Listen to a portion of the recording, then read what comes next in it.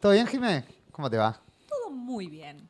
Bueno, bienvenidos a Construyendo Puentes. Ella es Jimena Bondaruc, concejal y comerciante. Próximamente va a lanzar un emprendimiento que es por lo que le vamos a Emprendedora, preguntar. emprendedora. Una emprendedora de acá de 3 de febrero. Bien, Jimé, contame. Me contabas, en realidad, que vas a lanzar una escuela. Un emprendimiento. Soy bastante nueva en esto. Para mí el mundo del el emprendedurismo es ahí como algo que estoy explorando, pero la verdad es que me asocié con una amiga, con Roxana, porque vimos que en este tiempo el mundo educativo requiere de herramientas de formación y de capacitación de una manera más simple y estamos desarrollando una plataforma educativa para que sobre todo las mujeres tengan la posibilidad de capacitarse a muy bajo costo, pero sobre todo de construir una comunidad, una red que nos permita compartir las dificultades, los riesgos, celebrar también las cosas que nos van saliendo bien y poder en algún punto construirnos o reconstruirnos y eso que es tan importante para las mujeres que tienen que ver con el aspecto económico, ¿no? Con la independencia económica, poder unirlo a lo que nosotros sabemos. Yo desde muy chiquitita, yo soy un producto del sistema educativo argentino. Jardín, primaria, secundaria, licenciatura, especialización, maestría, doctorado ahora. Me encantó el ¿Sos proceso. doctorada en? Estoy doctorando en realidad en educación. Me encantó el proceso, pero también entiendo que por los tiempos que corren necesitamos herramientas mucho más simples, ¿no? O sea, tenemos menos tiempo, generalmente las mujeres no solamente tenemos 2 o 3 laburos, sino que también nos ocupamos de las tareas de cuidado. Entonces pensamos con Roxana una plataforma para poder capacitarse, formarse y también ser una red y que las mujeres puedan crecer, hacer sus emprendimientos, armar proyectos, proyectarse, crecer profesionalmente y lo vamos a estar presentando. Esta es la primicia, yo lo quiero decir acá, lo vamos a estar presentando en el mes de noviembre. Bien, Jimé. Eso por un lado. Y ahora quería entrar más en la cuestión política. Bueno, digo, recientemente acabaste de renovar tu banca, una elección muy complicada que pareció un empate técnico y terminó siendo una derrota. Digo, terminó como con una ganancia con gusto amargo, ¿no? Digo, entran 5 concejales, ganan a nivel seccional con el compañero Cato y acá en 3 de febrero pareciera que hay algo que no llega. Que nos faltó un poquito. Mira, yo digo que hicimos una campaña muy digna, ¿no? A ver, tuve la posibilidad de ser parte de la lista en segundo término y de vivir todo el proceso de una campaña con muchas particularidades. Esta fue la primera vez en 30 años que la provincia de Buenos Aires desdobla sus elecciones, pero también fue una campaña corta, ¿no? Y poner en movimiento toda la maquinaria del peronismo requiere de esfuerzos muy importantes. Creo que hicimos una gran elección, no nos alcanzó para ganar. También cuando uno hace análisis político tiene que entender quién está del otro lado, ¿no? Del otro lado era el candidato seccional, el intendente de 3 de febrero, que estaba plebiscitando su gestión, que venía de una muy buena elección en el 2023 y que si hoy haces un análisis mucho más finito, perdió muchísimo caudal de voto, ¿no? Si bien a nosotros no nos alcanzó para ganar, yo creo que a diferencia del 2023, ganamos en localidades como José Ingerieros, Martín Coronado. Bueno, obviamente en la parte norte del distrito siempre nos va muy bien porque es un voto muy peronista. Bueno, pero en el 2023 la lista esa no ganó ni siquiera ahí. En el 2023, 3 de febrero votó al intendente Valenzuela, que en ese momento estaba con el PRO, ¿no? Hoy creo que no le salió barato la decisión de volcarse hacia la Libertad Avanza. Creo que 3 de febrero lo castigó por eso, el mundo educativo, el mundo empresarial. Hay una mirada sobre eso y por eso fue el resultado. Si bien, te vuelvo a repetir, no logramos el triunfo, yo creo que hicimos una elección digna. No, yo creo que fue una digna elección. Digo, el candidato seccional con todas las herramientas económicas que tiene el candidato seccional, acá siendo intendente, Eh, por el que es de Casero, de 3 de febrero, lo vi. Hay montones de carteles de Valenzuela, pero cuando querés tenés que ir esquivando pozo por la calle. O sea, qué sé yo, te venden lotes de 3 de febrero, de todos los 3 de febrerense, y supuestamente para arreglar baches que nunca se arreglan. Bueno, a ver, yo vengo diciendo que tenemos algunos problemas centrales en 3 de febrero, que está todo roto, que está sucio y que es inseguro. ¿Sí? Está todo roto porque no se ha desarrollado en el último tiempo de gestión del intendente un plan de bacheos importante, ¿no? Se han tapado algunos pozos, ahora lo están haciendo también. En algunos casos donde el pavimento está muy dañado hay una repavimentación, pero en la mayoría se están tapando pozos. Y después que tenemos problemas también con la seguridad, sobre todo entendiendo que la seguridad, si bien es de competencia del Ejecutivo provincial, yo creo que los intendentes son quienes tienen que ponerse al frente, ¿no? O sea, convertirse en jefes de seguridad. Y esa es una decisión que Valenzuela nunca tomó y que no le interesa básicamente. Yo lo discutí con Valenzuela personalmente cuando vino a inaugurar el Centro Cultural Rosas, ahí en Villa Mateu. Le planteé que por qué había tan poca seguridad, y él me planteó que dependía de provincia. A lo que yo contesté, eso te lo puedo entender en La Matanza, no en 3 de febrero. Digo, somos el cuarto municipio más importante de la provincia de Buenos Aires en términos de salario percibido, medio. O sea, la cantidad de impuestos que se pagan en 3 de febrero es muy alta del vecino, es muy alta la tasa de personas que sí pagan sus impuestos. Entonces digo, te lo puedo entender en La Matanza, que es un distrito gigante que no tiene la población necesaria para llenarlo, pero no en 3 de febrero, donde estamos hacinados en 3.000 manzanas. Digo, Sí, 3 de febrero es muy importante, no solamente por el salario, sino por la densidad poblacional, sino por el entramado pyme que tiene, por el sistema educativo robusto que tiene. Digo, hay muchas características que hacen que nuestro distrito sea un distrito clave en la primera sección electoral y en la provincia de Buenos Aires. Pero más allá de eso, o sea, para mí es un argumento muy flaco, porque si vos mirás municipios o gestiones donde los intendentes e intendentas han tomado la decisión de ponerse al frente de la seguridad, son municipios más seguros, donde han bajado la tasa delictiva de automóviles, las entraderas, o sea, el robo en finca, como se le llama en la bueno, jerga. Tigre, San Fernando, Tigre, Escobar, San Fernando, Escobar, son municipios mismo, o sea, si querés te pongo un municipio que es del color de violeta, bueno, está medio mezclado ahí. No, son siempre radicales, estamos hablando de Vicente López. Vicente López, exactamente. Bueno, hay una decisión política de ponerse al frente de eso, de coordinar las fuerzas en el territorio, de conseguir recursos y volcarlos a la prevención del delito. En 3 de febrero, en estos 12 años de gobierno, en estos más de 10 años de gobierno de Valenzuela, eso no pasó en ningún momento. ¿Por qué? Porque el intendente nunca tuvo la decisión y la voluntad política de ponerse al frente de eso. Y eso que compartimos con Capital Federal, digo. Sí. Vas a Sáenz Peña, no sabes de qué lado estás, más o menos. ¿Vos lo decís en términos de construcción edilicia? Sí, sí, no, digo, Sáenz Peña, primero que nada, está cada vez más lindo. Sí, está muy lindo. Y la verdad no es porque que. sea mi barrio, Pero está cada vez más lindo, y la verdad es que en términos de construcción no sabés si está del lado de Voto o del lado de Sáenz Peña. Bueno, en campaña me pasó algo muy loco, porque empecé a escuchar un concepto que hasta el momento yo no había escuchado, como que lo llaman Devoto Sur, ¿no? Devoto Sur, claro. Yo digo, ¿en qué momento pasó esto? No, somos Espeña. A ver, sí, también hubo situaciones con la seguridad complejas en Saespeña. Sí es cierto que está mucho más urbanizado que otros barrios, ¿no? Que tiene otro tipo de construcciones, que los servicios funcionan muy bien.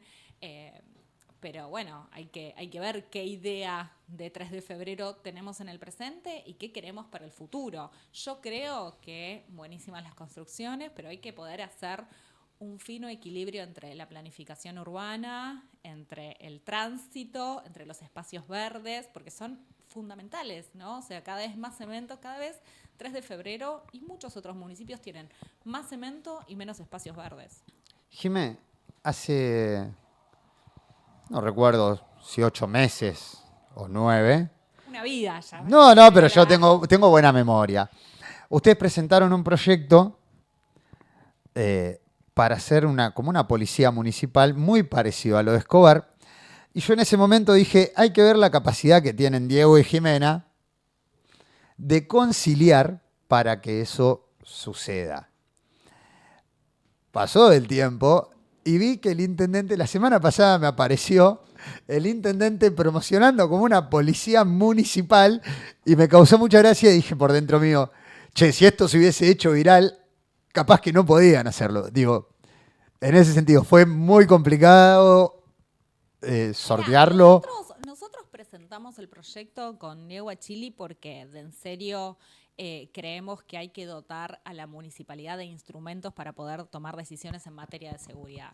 Y en ese sentido ya había modelos. El primero y el más importante, el eje rector para nosotros es Tigre, donde se implementó no solamente una policía municipal, sino también un montón de tecnología que ayudó en su momento a ser un municipio punta de lanza en la prevención del delito, pero también veníamos viendo lo que estaba haciendo Escobar, por ejemplo, ¿no? Con una presentación de una policía formada, de una policía con instrumentos, con material de trabajo, con recursos, y creíamos que eso es necesario para 3 de febrero, para un municipio como el nuestro, ¿no? Después, ¿qué termina pasando? Es complejo, la verdad es que cuando pensamos el proyecto y lo escribimos, el Consejo Deliberante tiene tratamiento en distintas comisiones, no llegó ni a la primera comisión, pero yo tengo la esperanza que quizás a partir del 2027 podamos implementarlo.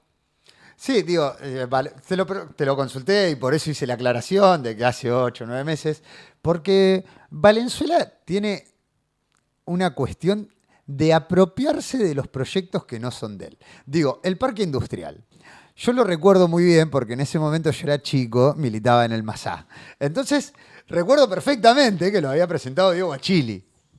Mira, a ver, también, honestidad brutal, el parque industrial es proyecto de un montón de actores de la política de 3 de febrero que vienen viendo que falta un parque industrial, no ahora, no hace 10 años, sino hace 30 años, ¿no? O sea, que ya los municipios más consolidados tienen su propio parque industrial y que eso genera beneficios primero para las pymes del distrito, porque, bueno, pueden articular de mejor manera, pero también para el propio funcionamiento del distrito, ¿no? Acá tenés empresas que conviven con zonas residenciales que hacen muy difícil a veces la vida, la cotidiana. Es obviamente para Diego su proyecto más importante, trabajó muchísimo cuando nosotros fuimos gobiernos durante el 2019 y 2023 con Juan de Bandi en el AVE, se trabajó muchísimo para conseguir las tierras, se consiguieron las tierras, la provincia ahí también hizo una gestión, eso hoy está un poco demorado, pero pensando estratégicamente, creemos que esas tierras que eran de defensa, que fueron cedidas al municipio, son estratégicas para tener ahí nuestro propio parque industrial y para que muchos pymes de 3 de febrero que tienen un galpón en un lado, un galpón en el otro, puedan concentrar toda su logística en un único lugar y que además ese lugar funcione como espacio para converger con otras pymes donde puedan potenciar sus emprendimientos, sus desarrollos, sus negocios, ¿no? Entonces yo creo que 3 de febrero, si tiene algunas cosas que resolver, en las primeras 3 está el parque industrial. Bien, Jimé, vamos a un pequeño corte.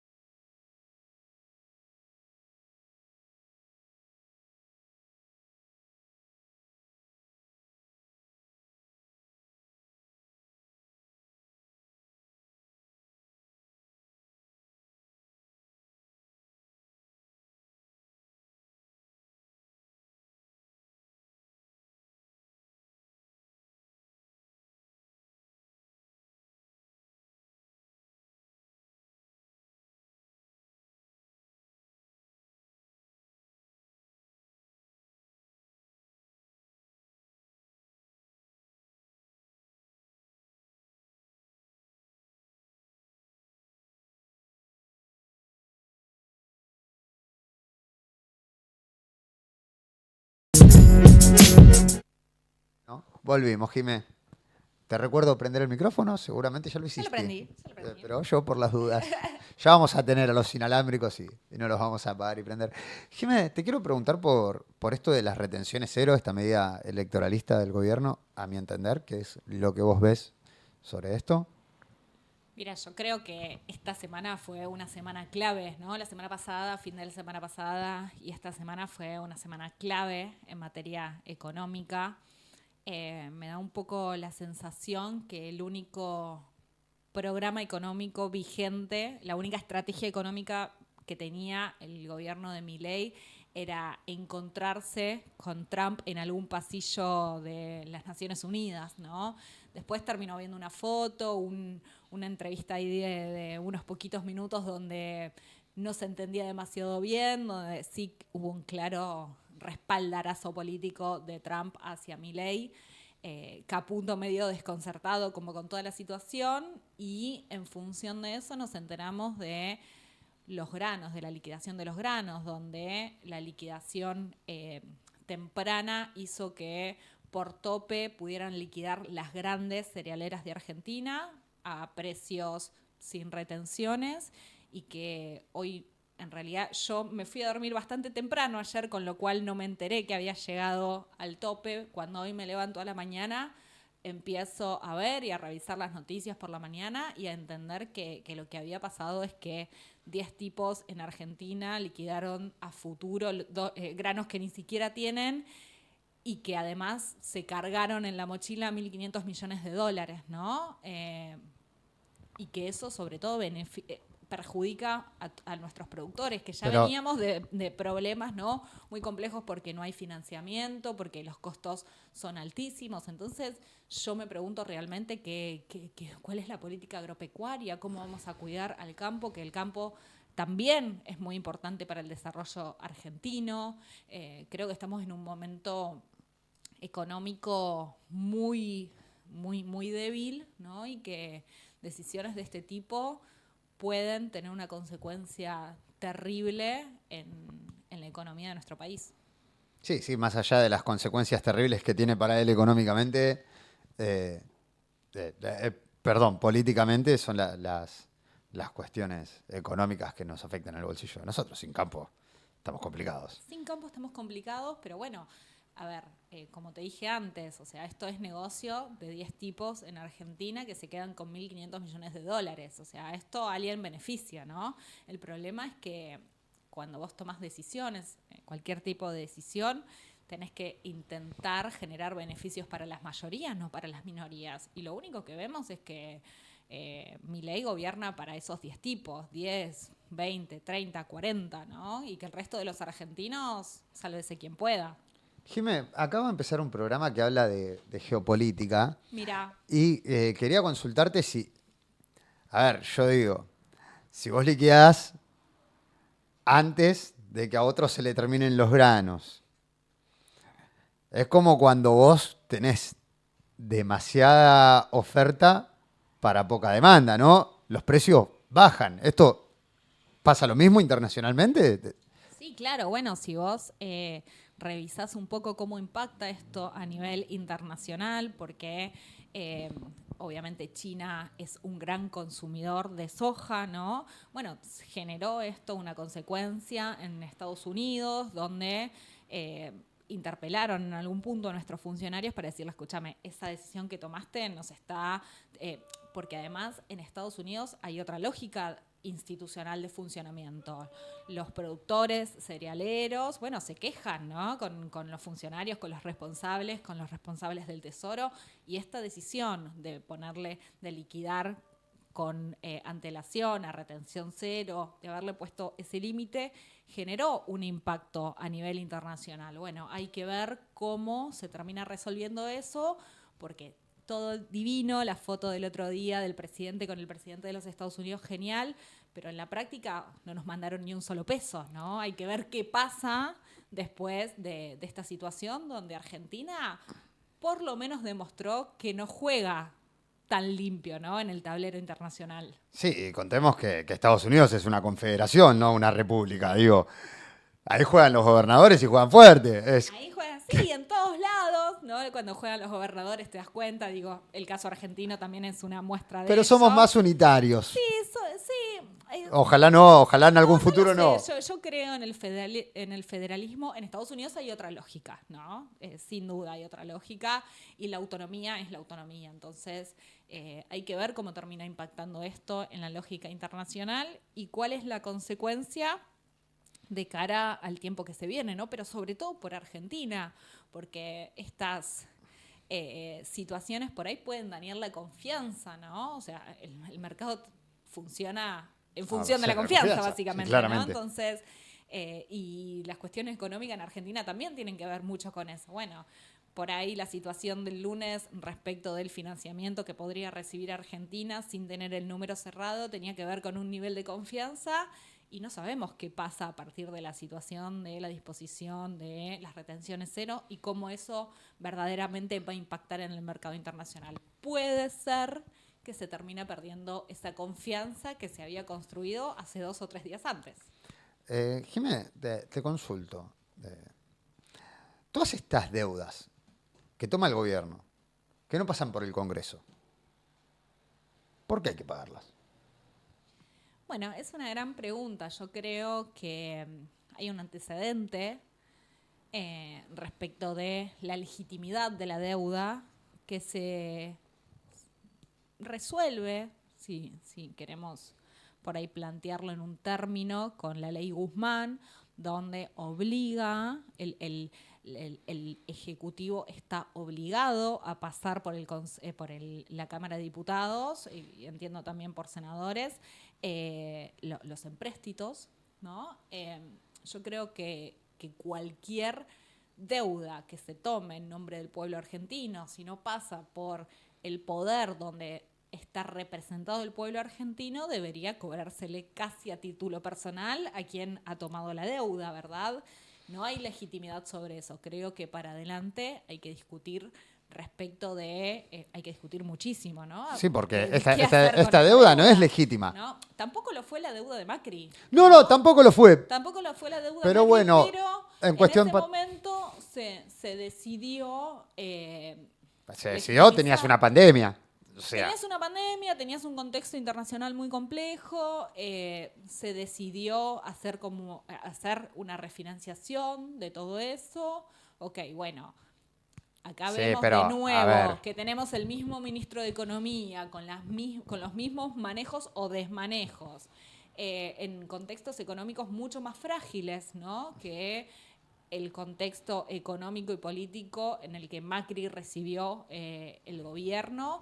Y más frágiles lo digo porque vino el gobierno de Macri y después vino nuestro gobierno con una pandemia en el medio, ¿no? Todo eso hizo crujir en algún punto nuestro entramado productivo y nuestro entramado económico. Entonces, frente a eso, las mismas modalidades de especulación financiera, entre el legal carry trade con el dulce de leche, ¿no? Bueno, eso tiene consecuencias en países como los nuestros. Y yo creo que hay una... Por lo menos no es legítima, ¿no? Esa deuda. No hay una decisión del pueblo argentino de tomar esa deuda, porque además era cuando innecesaria. vos te endeudás, tenés que, como en la vida de cada uno, hay que hacerlo por cuestiones tangibles, necesarias, qué sé yo, te vas a endeudar porque tenés la posibilidad de acceder a un crédito hipotecario para comprarte una casa. Eso es una deuda sana, ¿ok? Pero cuando vos te endeudás, en lugar de poner toda esa deuda en desarrollo de infraestructura, de servicios, solo para la timba financiera, eso no es sano, ¿no? Y yo creo que Argentina, más allá de poder dar un debate serio sobre la legitimidad de los empréstitos y de las deudas, también lo que tiene que empezar a hacer es, en algún punto, también castigar a los funcionarios que tomaron esas decisiones, ¿no? Porque a mí me cuesta creer que un ministro de Economía tan siniestro como Toto Caputo vuelva a hacer lo mismo con unos esto, años después. mira, yo tengo la teoría y digo, che, por este lado está bueno que Cristina esté presa. Porque marca un precedente judicial y el precedente de la ley es igual para todos. No, a ver, Digo. primero yo no creo No digo que esté bueno que no esté creo presa, Cristina pero esté digo que nos da presa. la herramienta de la discusión. El precedente judicial existe. No, No, a ver, ese precedente o ese principio que establece la condena de Cristina, que vos sos en algún punto responsable por las decisiones de tus subalternos, es muy peligroso. Es muy peligroso para la política, es muy peligroso para los empresarios, es muy peligroso en general, ¿no? Perdón, porque creo que me expresé mal. No estoy de acuerdo con el Perfecto. juicio a Sí, Cristina. yo te entendí. No estoy de acuerdo con por ahí eso. puede quedar raro, pero sí, yo te entendí. Pero lo aclaro. No, a ver, si por las generales del derecho se le aplica el principio a Cristina, la verdad es que debería aplicársele sin duda de mínima al presidente de la Nación, por el caso Libra, por las coimas en el Andis, ¿no? Y también al ministro de Economía, sin duda, sin duda. A Schwarzenegger también algo hay que hacerle. Sí, Perdón. totalmente. No. Bueno, me parece que, porque además cuando gobierna el peronismo, ¿no? A nosotros se nos pone ahí como con una mirada muy endemoniada en algún punto, pero nosotros no señalamos cuando nos vamos, o sea, nos hacemos cargo de nuestras situaciones y demás. La derecha acciona judicialmente, ¿no? El Partido de la Justicia es el Partido de la Justicia. Lawfare, ¿no? Es esta situación que no solo sucede en Argentina, sino en América Latina como un brazo ejecutor, ¿no? de un orden internacional con una clara decisión respecto de cómo se gobierna, tiene que ver con el ejercicio del lawfare, ¿no? Y Cristina es una víctima de ese lawfare. Entonces, frente a eso, creo que la dirigencia para adelante tiene que discutir sin duda muchas cosas, el peronismo muchas cosas para convertirse en alternativa de gobierno, pero también hay que tomar decisiones en materia de qué hacemos con estos muchachos, ¿no? Que siempre vuelven de alguna manera. Siempre en nuestra historia están los Bullrich, los Caputo, ¿no? Siempre Bungibor ahí dando vuelta. Bueno, hay que revisar esas cosas. Lo primero que te voy a decir es que jamás esperé que vos nos digas que somos una neocolonia. No lo esperaba de vos. Digo, me sorprendí para bien. Y tenemos que terminar la entrevista y la entrevista termina con una pregunta que se la hago a todos y es, sí, como ¿con asado. qué político argentino te comerías un asado? No vale Perón y Evita. ¿Con qué político argentino te comerías un asado y por qué? No valen ni Perón ni Evita. No vale ni Perón ni Evita. Te diría Massa, pero con Massa ya hemos compartido momentos de encuentro. Con Malena ni hablar. No vale uno que con el Si que... no contemporáneos decís. No, claro, con el que no te puedas comer un asado, No digo. Si contemporáneo. está vivo no vale. Bien, déjame pensar. En realidad, buscaría alguna mujer, ¿no? O sea, alguna de que por ahí no es el ejercicio de lo político pensado en términos del ejercicio en partidos políticos, de la democracia en partidos políticos, pero sí que han sido mujeres claves en la construcción de nuestra patria. Juana Zurduy, por ejemplo, ¿no? Eso, sí, Juana Zurduy, sí. O Macacha Güemes también, ¿no? En la construcción de esa patria, a ver cómo, enfrente de un ejército, a ver cómo la mujer conducía en tiempos donde las mujeres no teníamos ni derechos políticos, ¿no? El ejercicio de la construcción de una patria con ellas.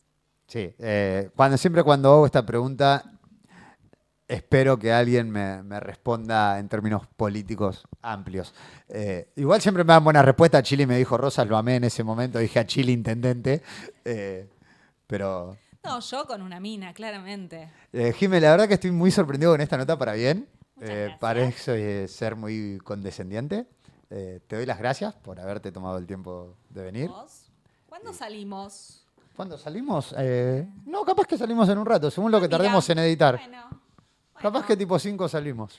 Sacá en esa parte de la puteada, la sacás. ¿Cuál parte de la No, puteada? mentira, te estoy cargando. Déjala, toda esta parte sale también, ¿eh? Che, bueno, Porque aparte armemos, te voy a proponer algo yo.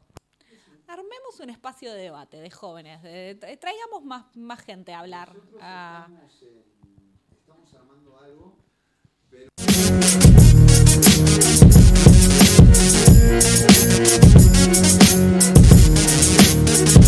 ¿Qué sería partidocráticamente? A ver. No quiero que llevemos banderas partidocráticas, digo, en términos de organización política de cara electoralista o de cara a intención de gobierno. Por eso es que lo estamos armando más que vengan bandas, que los pibes se sumen, que verlo desde el punto de vista militante como empecé a militar yo, ¿no? En la política no se viene a hacer plata, la política no es para que vos quieras un cargo, la política no es eso, la política es estar con la gente y poder ayudar al vecino. Digo, el escudo peronista es muy claro, hay una mano para arriba y una mano para abajo, y esto es que el de arriba ayuda al que está abajo, y es lo que me enseñaron a mí las personas que me llevaron a la militancia de muy chico, y creo que hay que volver a eso.